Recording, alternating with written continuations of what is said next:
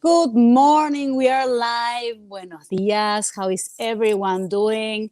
Today it's Wednesday around 9 a.m. Like every day, we are connecting live with Gabi Natale from the closet today from the living room here in quarantine. I'm regaining my normalcy, regaining my sanity. Construction work, at least for this phase, is over. There's no more dust. There's no more broken walls.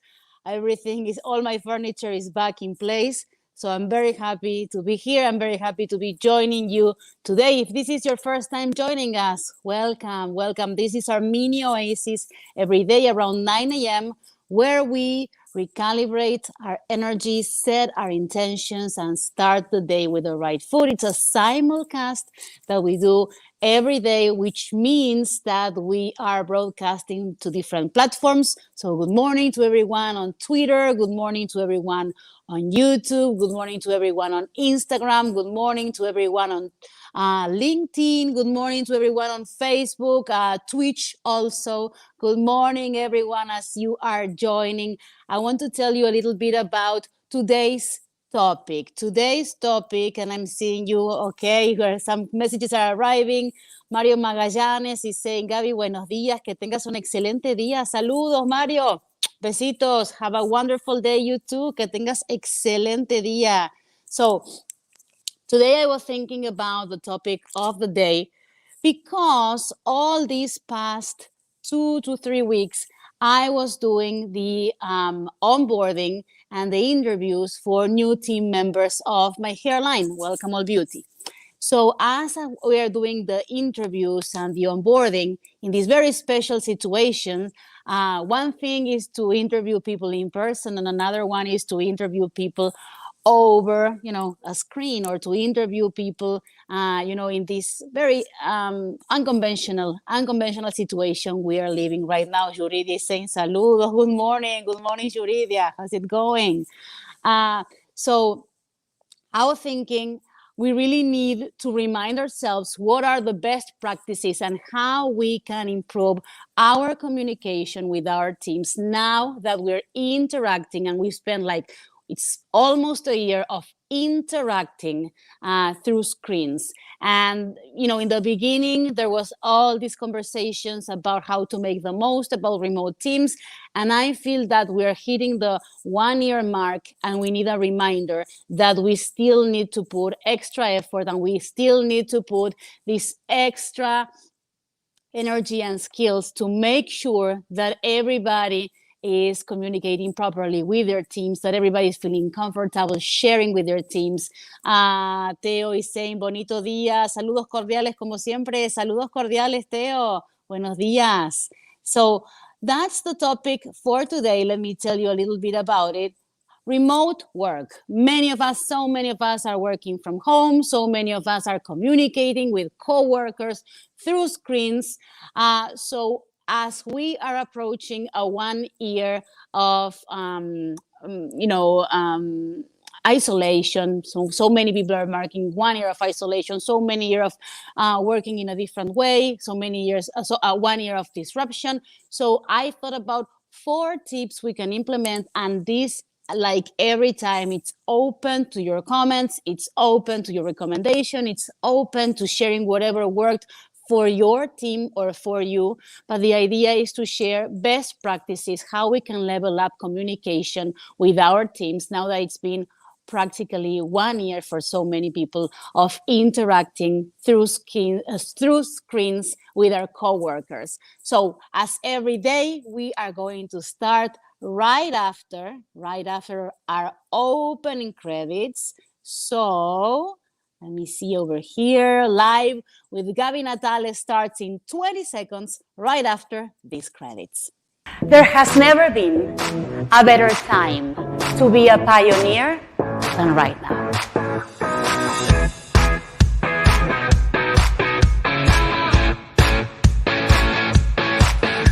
Diversity is beautiful. Thank you.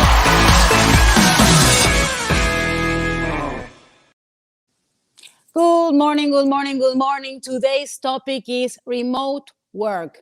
4 tips to level up the communication with your team as we mark 1 year, close to 1 year of working remotely in our offices and with our teams. And I was thinking about this topic because in the past weeks, I was interviewing and onboarding new members for my hairline, Welcome All Beauty.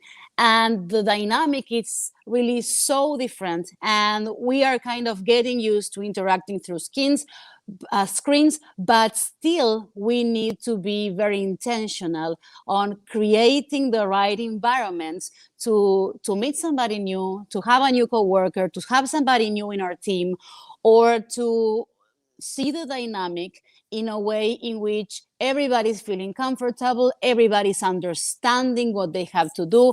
So here are 4 tips to improve the communication with your remote workers or with your boss, or if you're a manager, with the people that you are overseeing. So the first one is to be proactive. Sometimes when we have work face to face, in the water cooler or in other places, in the office, you just bump into people and you can kind of tell how they're feeling, how they are. You have a lot more information that right now we don't have. So I think if you are, in doubt, when in doubt, I would recommend you to sometimes maybe overdo. I prefer somebody, if I have a boss, a coworker, and I have a problem, and sometimes I don't know how to figure something out. I would 100% prefer somebody who is checking and making sure that things are flowing, and maybe checking a little bit more than somebody who is hands off and I am stuck. And sometimes if it's somebody new, they don't feel like asking, or they don't feel like explaining what is going on, or they feel intimidated. So the first one is to be proactive. The second one is to have regular live meetings. And I deliberately added that video is always a plus, because I know some people feel more comfortable with live video, some people feel less comfortable with live video, but from a communication point, there's no replacement to seeing the facial expression. There's no replacement than asking, did you understand? And somebody says yes on the other line. And if you don't have the image, and if you don't have the video reference, you don't have that information. If that yes was said with conviction, was said with a sad face, was said with a confused face. So there's a lot more cues than you can take from doing your meeting with video. And some managers and some team members might not feel comfortable with video as much, but it is proven that you might have people who are multitasking during the meeting, or who are not paying that much attention, and the fact that you have video and the fact that you're doing it with video makes it easier for people to engage, makes it easier for people to stay active in that conversation. And at the same time, here's the thing. Now I'm going to play devil's advocate. So many people are saying, what about privacy? What about if I have interruptions? What if my home is a mess? What if? There's so many reasons why you may not want to use video. So in those cases, I would just say use the filters, use the different backgrounds that you can have, so that if you are concerned about your home being messy, or if you're concerned about, or you're just a private person and you just don't feel like sharing that area of your life, there's always tools, in your Zoom conversations and in many other things that you can use to use filters. Just make sure you are not, you know how to put the filter and then how to take it out. Not like, I don't know if you've seen the viral video of the lawyer who had a filter from a cat, and he was talking to the judge and did not know how to remove that cat filter. So if you're using a filter or if you're using a background, make sure you test everything before going live and you know how to apply that filter or apply that background and then remove it if you need to. So next tip to improve communications is invest in technologies that drive collaboration. And when I say invest, depending on the number of team members that you have, it doesn't necessarily mean that you have to invest a lot or that you have to invest at all. There are so many platforms that can help you with free versions. There are free versions, for example, of Asana, which is a software to coordinate team members in a remote way, to assign tasks, to assign deadlines, to assign priorities. And the free version of Asana can be used for up to 15 members. So that's just an example. There are many other ones. I'm not pushing one over the other one. I'm just mentioning this one because it's the one I'm more familiar with. So take some time, play with these tools, invest if you have to, if your team is very big, or invest time if your team is maybe smaller. But you're going to find out that everybody is going to have an easier time communicating. You are going to have an easier time setting your expectations, making sure everybody understands where, when the deadline is, what the task is. And at the same time, because you have the possibility to message each other inside the platform, you are going to avoid so many email threads, so many hit reply all for just a sentence, for just a little question, for something. When they say this meeting could have been an email, sometimes an email could have been just a text message inside a platform. Not everything needs to be a long thread of emails, and that's so unproductive. So make sure that you take some time and that you check those platforms because they really are going to make your life easier if you're not using them.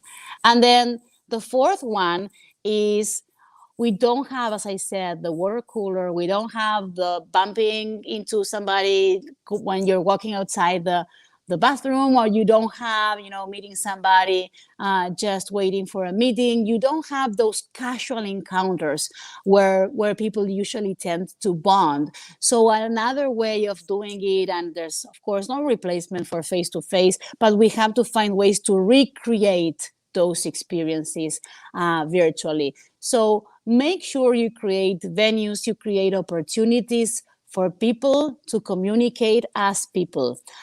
So maybe before the pandemic, there was somebody's birthday, and you know that in the break room there was going to be cake and there was going to be everybody getting together for lunch. So think about how you can recreate in a way those spaces, how you can recreate those moments of laid back communication in your team in this way through a screen. It's not going to be the same, but if it is somebody's birthday and somebody can have a little piece of cake or can have a candy or can make a little toast, maybe a non-alcoholic toast, but a toast to somebody's birthday, it's a way of making that person feel less alone, because one of the main things, whether it is communication for work or communication for life, is that we have such a high number of people feeling alone, such a high number of people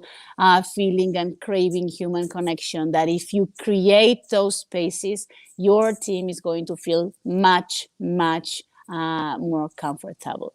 So those are all the tips for today. Number one is be proactive. Number two is have scheduled live meetings, preferably with video. The other one is check out and invest in technologies that are going to help you facilitate that collaboration. And the fourth one, yes, those meetings, because it was somebody's birthday, were important in the office. Those meetings around those casual encounters in the water cooler were important. Those were bonding experiences. Those were things that we don't have anymore. So make sure you have a strategy to recreate somehow those places. So Jorge is saying, lindo y bendecido día. Jorge, besitos. So this is going to be it for today. Remember, as I tell you every day, make that call, do that pitch, put yourself out there, do that thing that you know you have to do, but it's making you feel scared and excited at the same time. Why? Because, like we say every day, when you open yourself up to the world opens itself up to you. When you open yourself up to the world opens itself up to you. Now go live your day, make the most out of it. Mwah! Los quiero mucho. See you tomorrow.